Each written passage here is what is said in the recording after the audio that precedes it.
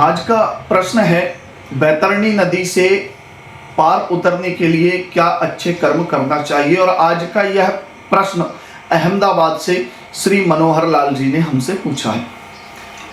मनोहर लाल जी, आपके प्रश्न के उत्तर में आज का बैतरणी नदी से पार उतरने के लिए क्या पुण्य कर्म करने चाहिए और क्या साधन है बैतरणी नदी को पार करने का, क्योंकि गरुड़ पुराण के अनुसार बड़े नरकों में बैतरणी नदी का वर्णन हमें देखने को मिलता है। बैतरणी नदी के विषय में कहा जाता है कि यह नदी रक्त पीप से बनी हुई है, मांस के जिसके तट हैं और हड्डियों से वह तट बंधे हुए हैं। ऐसी ये जो बैतरणी नदी है घोर पाप की सजा को देने वाली होती है।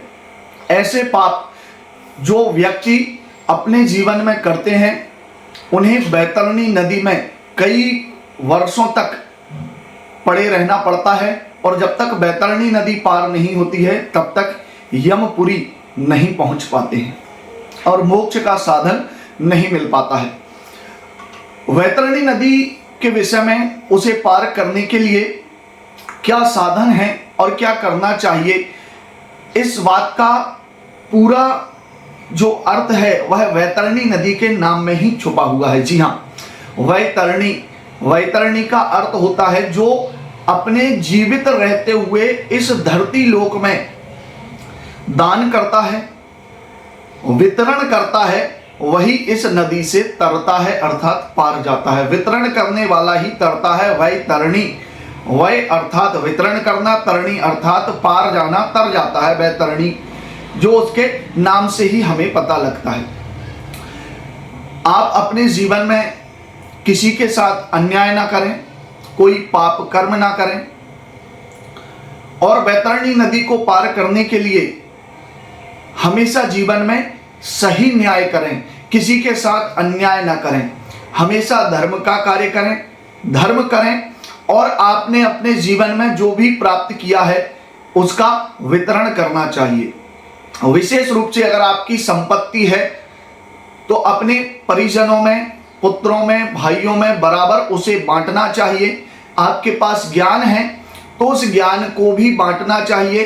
धन है, संपत्ति है तो उससे सत्कर्म करने चाहिए, धर्म करना चाहिए और परोपकार करना चाहिए। अगर इस प्रकार के कार्य आप करते हैं तो आप बैतरणी नदी से बहुत आसानी से पार हो जाएंगे। आपको कुछ भी करने की आवश्यकता नहीं है।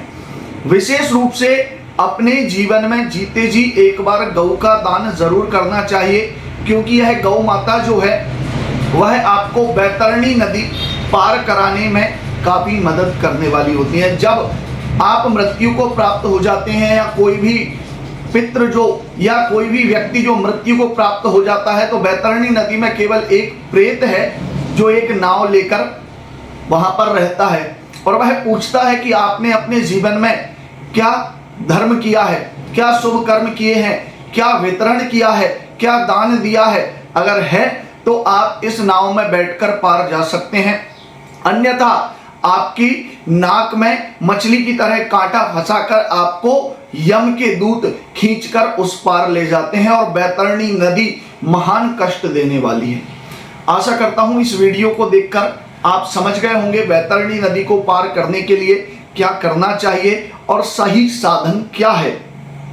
आप भी अपने प्रश्न मुझसे पूछना चाहते हैं तो अपने प्रश्न का वीडियो बनाकर स्क्रीन पर दिए गए व्हाट्सएप नंबर पर सेंड करें या फिर वीडियो में कमेंट करके भी आप अपना प्रश्न पूछ सकते हैं। राधे राधे।